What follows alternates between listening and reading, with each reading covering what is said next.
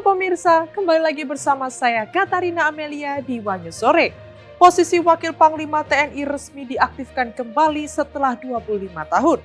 Presiden Prabowo Subianto melantik Jenderal TNI Tandio Budi Revita dan sematkan pangkat bintang 4 berlis merah. Informasi lainnya pemirsa, Presiden Prabowo Subianto berpesan kepada para panglima dan komandan TNI agar mengasuh anak buah layaknya anak kandung sendiri.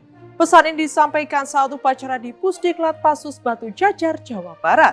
Pemirsa, inilah Wanyu Sore selengkapnya.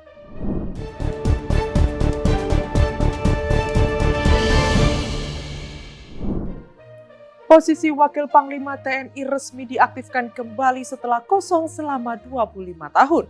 Presiden Prabowo Subianto menunjuk Jenderal TNI Tandio Budi Revita untuk menduduki posisi tersebut. Dalam upacara pengangkatan, Prabowo menyematkan tanda pangkat baru Jenderal Bintang 4 dengan list merah melintang kepada Tandio. Pelantikan Wakil Panglima TNI kepada Jenderal TNI Tandio Budi, lulusan Akademi Militer tahun 1991.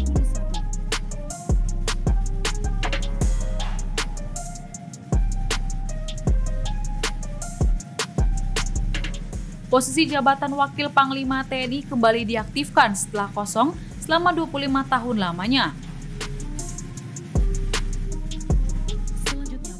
Personel TNI yang ditunjuk oleh Presiden Prabowo Subianto di posisi tersebut adalah Jenderal TNI Tandio Budi Revita.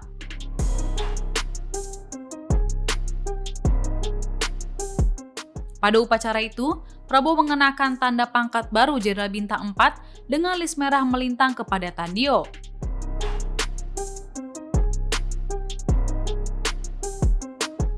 Diketahui, upacara digelar di Pusat Pendidikan dan Latihan Khusus Komando Pasukan Khusus Bandung Minggu 10 Agustus 2025.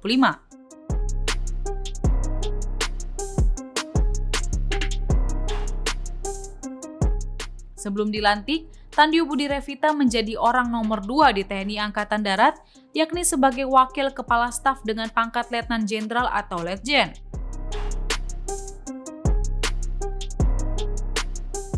Tandio merupakan alumni Akademi Militer tahun 1991.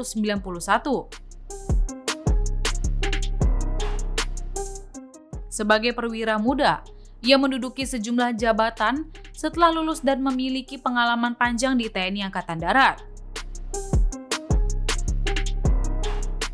Selama lebih dari 30 tahun bertugas, Tandio pernah menduduki berbagai jabatan strategis.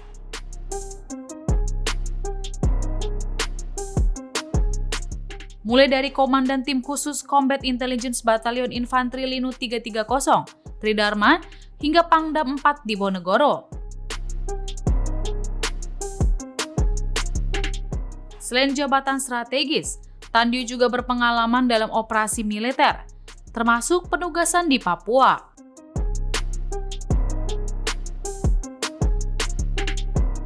Jenderal kelahiran Surakarta, Jawa Tengah ini dikenal sebagai sosok yang matang secara pengalaman di lapangan maupun di lingkup strategis pertahanan negara.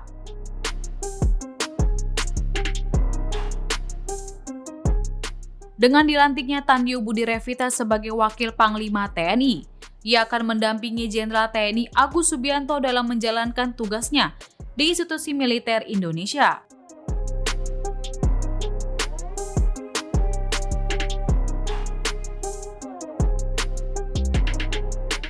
Sebagai informasi, jabatan Wakil Panglima ini terakhir kali dijabat oleh Jenderal TNI Purnawirawan Fahrul Razi tahun 1999 hingga tahun 2000. Namun, jabatan itu kemudian dihapus oleh Presiden keempat RI Abdurrahman Wahid atau Gus Dur sebagai bagian dari efisiensi struktur TNI.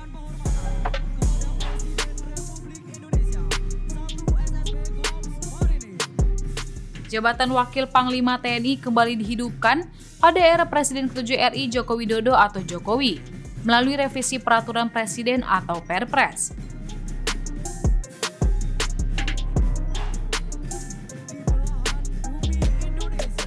Lalu, untuk pertama kalinya di era Presiden Prabowo, posisi Wakil Panglima TNI akan diisi kembali.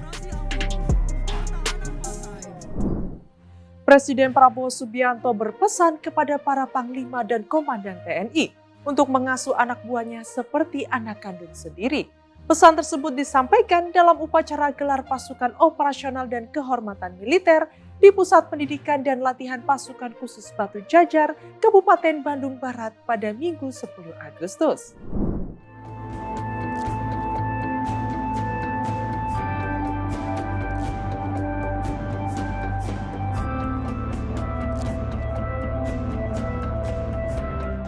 Presiden Prabowo Subianto berpesan kepada para panglima dan komandan TNI untuk mengasuh anak buahnya seperti anak kandung sendiri.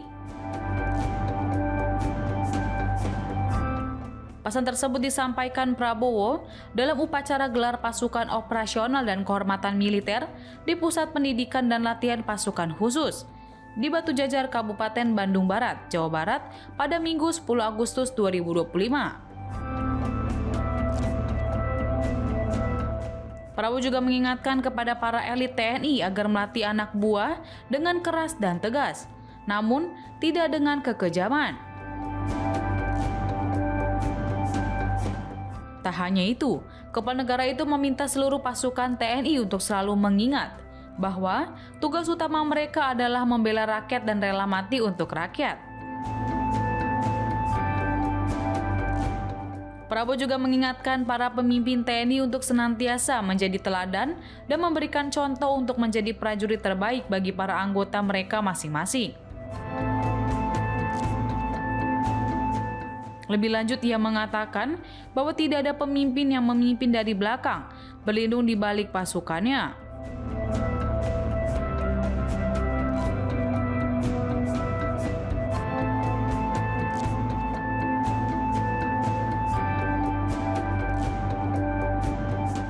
Diketahui perintah Prabowo itu diberikan di tengah bergulirnya kasus yang dialami prajurit 2 atau Prada Laki Cepri Saputra Namo yang meninggal dunia.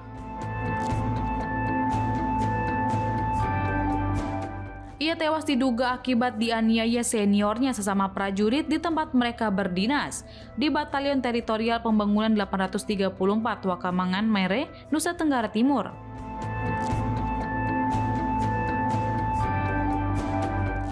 Prada Luki yang baru 2 bulan berdinas sebagai prajurit TNI Angkatan Darat merupakan anak Sersan Mayor Christian Namo, prajurit TNI aktif.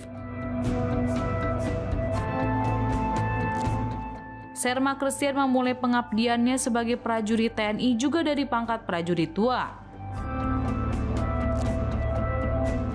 Kasus meninggalnya Prada Laki saat ini masih diusut Detasemen Polisi Militer di Kupang, NTT.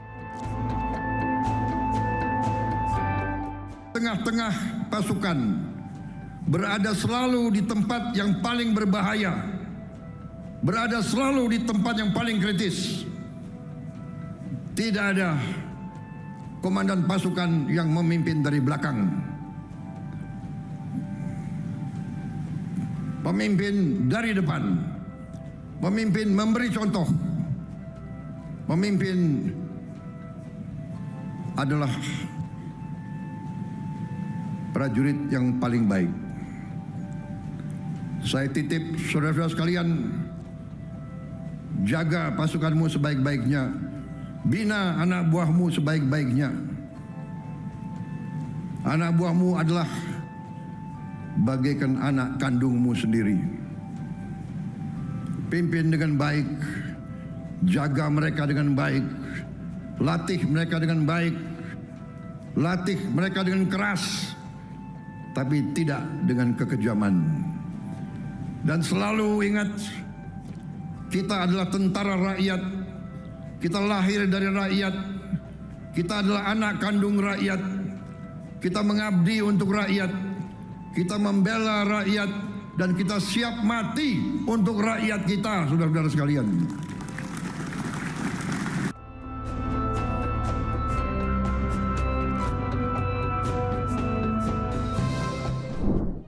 Relawan Jokowi Sylvester Matutina hingga kini tak kunjung dieksekusi oleh Kejaksaan Negeri Jakarta Selatan.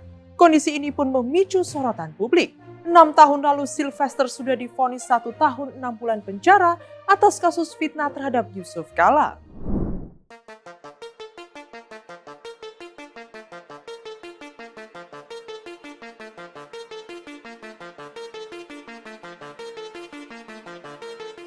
relawan Jokowi Sylvester Matutina tak kunjung dieksekusi oleh Kejaksaan Negeri Jakarta Selatan hingga kini menjadi sorotan masyarakat.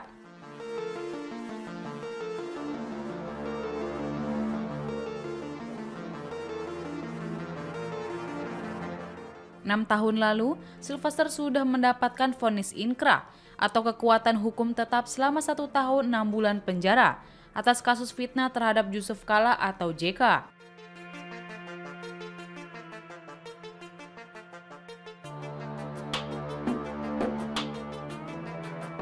Sylvester Matutina sebelumnya dilaporkan ke Mabes Polri oleh kuasa hukum Wakil Presiden ke-10 dan ke-12 RI Yusuf Kala pada tahun 2017 karena telah mencemarkan nama baiknya.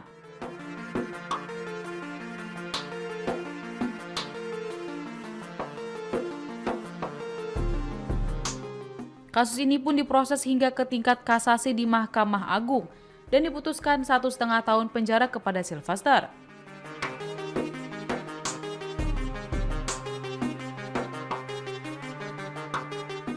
Meski mengaku hubungannya dengan Yusuf Kala baik-baik saja, namun status hukum Sylvester Matutina telah berkekuatan hukum tetap.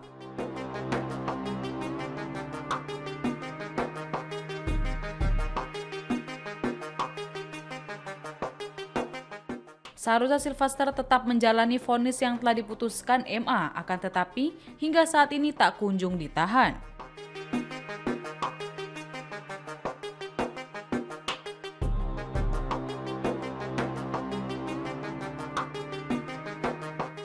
Pakar hukum tata negara, Refli Harun menduga ada peran Presiden ke-7 RI Joko Widodo atau Jokowi di balik lambatnya eksekusi Sylvester.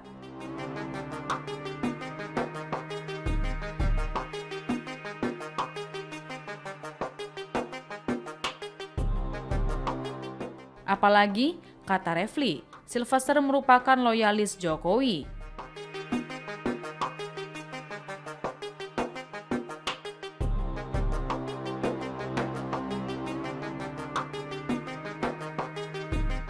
Sementara itu terkait dengan pernyataan Sylvester soal perdamaian langsung dibantah oleh pihak Yusuf Kala.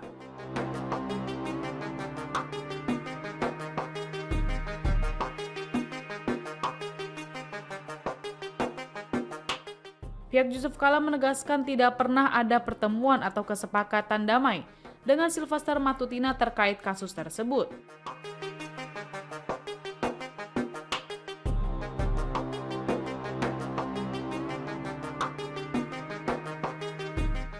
Di sisi lain, Kapus Penkum Kejaksaan Agung Anang Supriyatna menjelaskan, Kejaksaan tetap harus melaksanakan putusan pengadilan yang telah berkekuatan hukum tetap.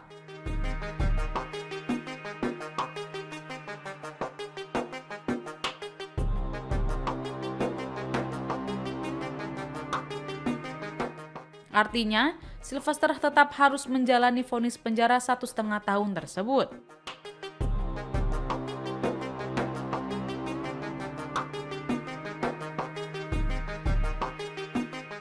Sehingga, kata Anang, eksekusi terhadap Sylvester akan segera dilaksanakan Jaksa Penuntut Umum di Kejaksaan Negeri Jakarta Selatan.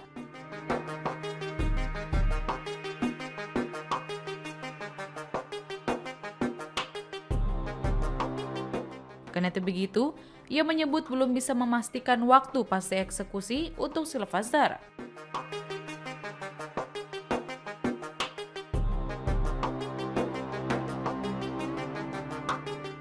Akan tetapi pemenjaraan untuk Sylvester sudah bersifat wajib saat ini.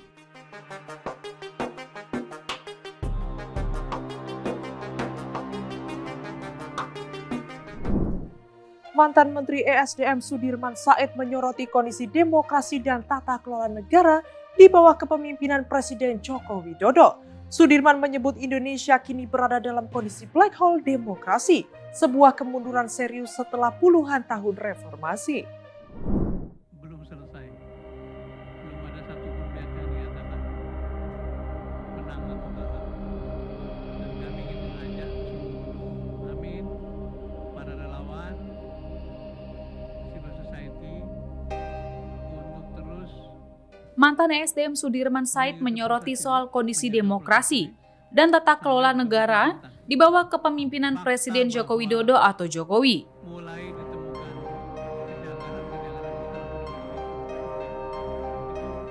Sudirman menyebut Indonesia kini berada dalam kondisi black hole atau lubang hitam demokrasi. Sebuah kemunduran serius setelah puluhan tahun reformasi.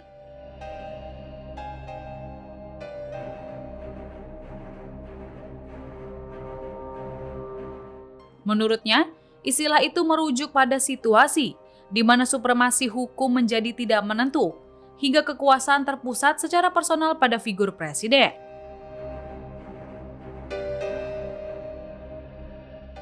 Ia menilai kondisi ini merupakan puncak dari kemerosotan yang terjadi sejak periode kedua pemerintahan Jokowi.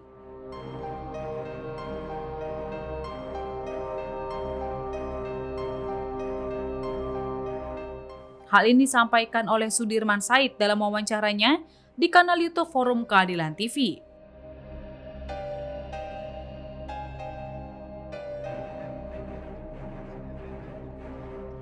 Sudirman menyoroti adanya pelemahan institusi negara yang masif, lalu menuding lembaga-lembaga penting.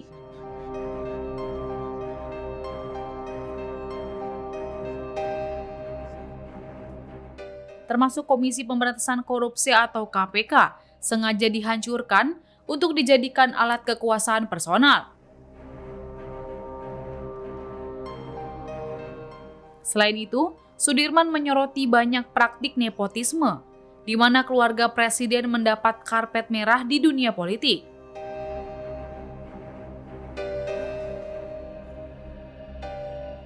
Menurutnya, nepotisme anak menantu dipromosi berlebihan, padahal belum memenuhi syarat.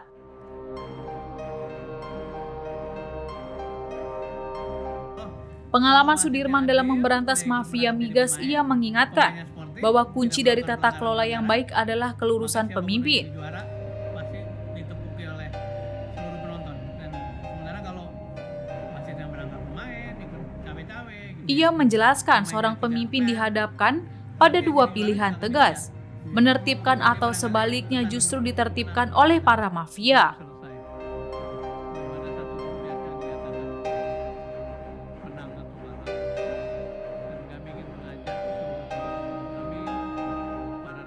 Namun, jika institusi terus dilemahkan demi kekuasaan personal, ia khawatir Indonesia akan jatuh ke dalam sistem oligarki yang korup.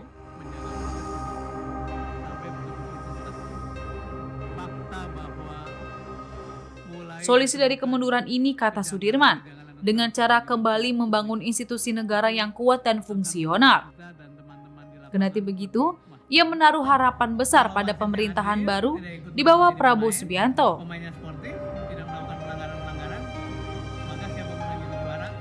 Sudirman kini menunggu apakah presiden terpilih mampu melakukan koreksi total atau justru melanjutkan sistem yang ada.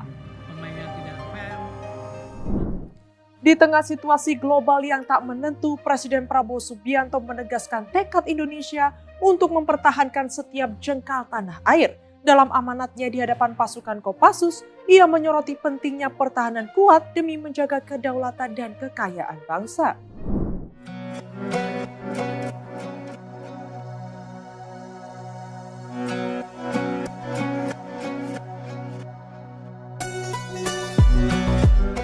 Presiden Republik Indonesia Prabowo Subianto menegaskan komitmen bangsa untuk mempertahankan setiap jengkal wilayah dari berbagai ancaman. Dalam amanatnya pada upacara gelar pasukan operasional dan kehormatan militer di Pusdiklat Kopassus Batu Jajar, Jawa Barat pada Minggu 10 Agustus 2025, Prabowo menyampaikan bahwa meski Indonesia mencintai perdamaian, penguatan pertahanan tetap menjadi keharusan demi menjaga kedaulatan nasional. Ia menyoroti bahwa sejarah telah mencatat kekayaan alam Indonesia sering menjadi sasaran pihak asing, baik melalui perampokan maupun upaya adu domba. Oleh karena itu, Presiden menilai Indonesia harus memiliki pertahanan yang kuat agar tidak menjadi korban dalam konflik global.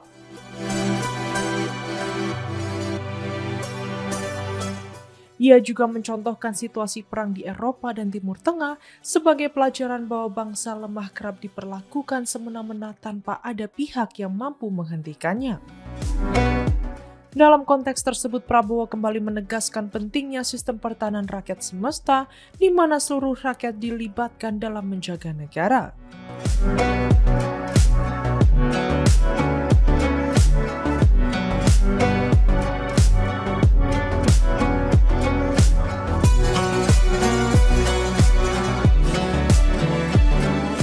Menurutnya, bangsa Indonesia harus siap mempertahankan setiap kampung, lembah, bukit, hingga provinsi dari ancaman penjajahan.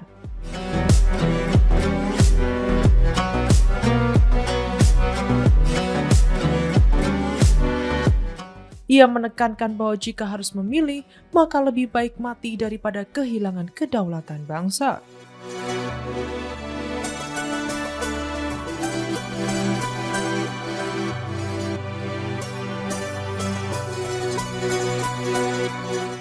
Presiden juga mengapresiasi kehadiran para tokoh nasional yang menunjukkan komitmen terhadap pertahanan dengan mengenakan seragam.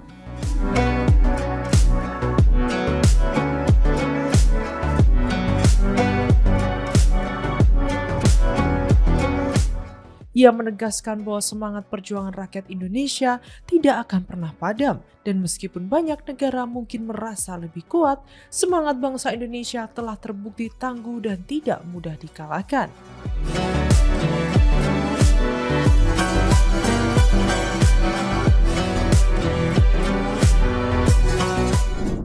Presiden Peru Dina Boluarte tiba di Jakarta Minggu 10 Agustus dalam kunjungan balasan kenegaraan.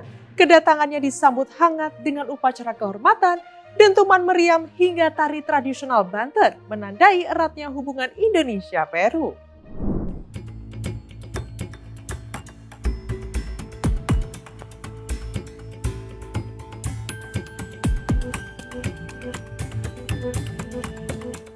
Presiden Republik Peru, Dina Ercilia Boluarte Zegarra, tiba di Indonesia pada Minggu sore 10 Agustus 2025 dalam rangka kunjungan kenegaraan.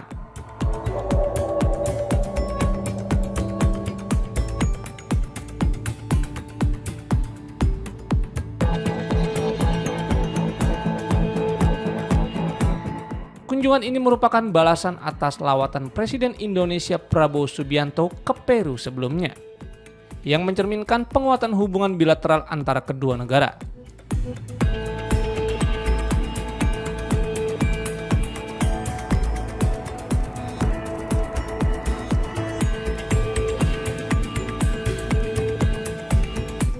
Presiden Boluarte mendarat di Terminal VIP Bandara Internasional Soekarno-Hatta sekitar pukul 16.00 waktu Indonesia Barat.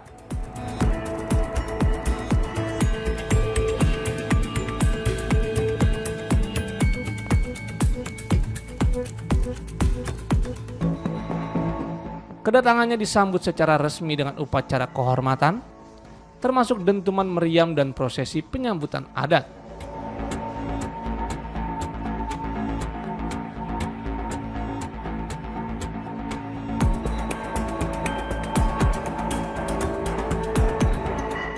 Kehangatan penyambutan juga terlihat saat Kang dan Nong Banten menyerahkan rangkaian bunga sebagai simbol selamat datang.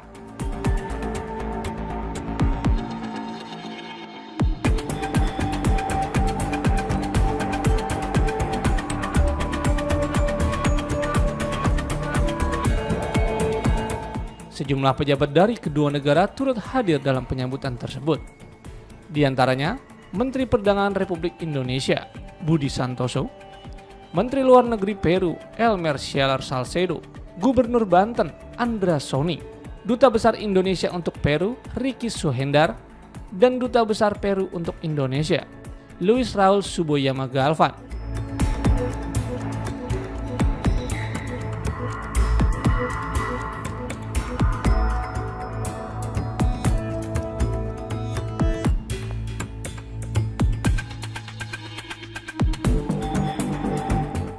Setibanya di terminal, Presiden Boluarte terlebih dahulu memberikan penghormatan kepada bendera Peru dan Indonesia, lalu melanjutkan prosesi dengan melewati jajaran pasukan kehormatan.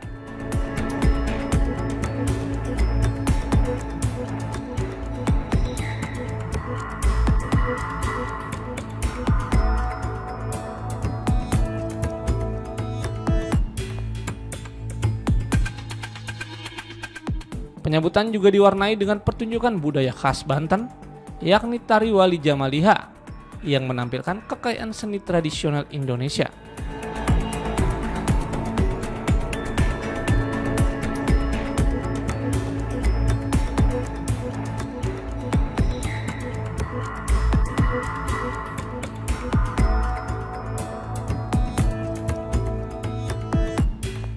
Setelah seluruh rangkaian upacara selesai, Presiden Peru langsung bertolak menuju hotel tempatnya bermalam selama berada di Jakarta.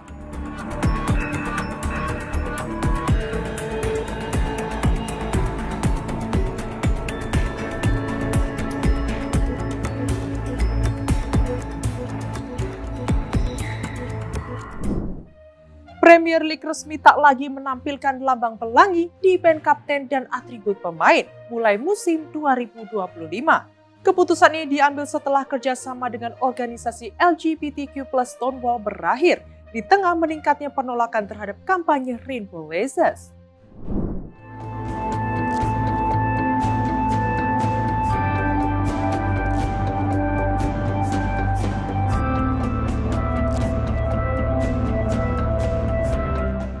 Premier League memutuskan untuk tidak lagi menampilkan lambang pelangi pada band kapten setiap tim mulai musim 2025.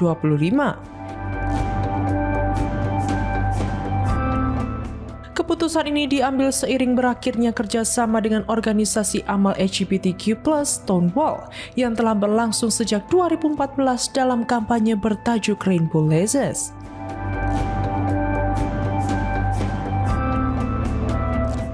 Dikutip dari BBC, kampanye tersebut sebelumnya bertujuan untuk mendukung keberagaman dan inklusi di dunia sepak bola. Namun dalam beberapa tahun terakhir sejumlah pemain dan supporter menyuarakan keberatan terhadap simbol-simbol kampanye tersebut, terutama yang berkaitan dengan keyakinan pribadi. Sejumlah pemain Premier League diketahui menolak penggunaan atribut yang memuat simbol pelangi, baik pada band kapten maupun jersey. Beberapa di antaranya menyatakan bahwa hal itu bertentangan dengan keyakinan agama yang mereka anut.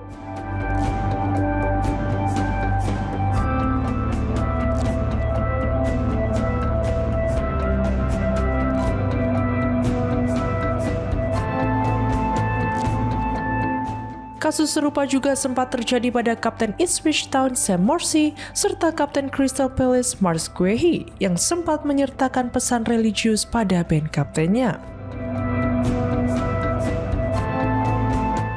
Di klub seperti Manchester United, penolakan terhadap penggunaan atribut pelangi juga sempat muncul di kalangan pemain.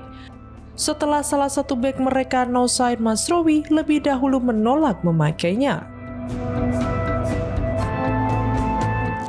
Selain pemain, sejumlah supporter juga menyampaikan protes terhadap kampanye tersebut karena dianggap tidak sejalan dengan nilai-nilai yang mereka yakini dalam dunia sepak bola.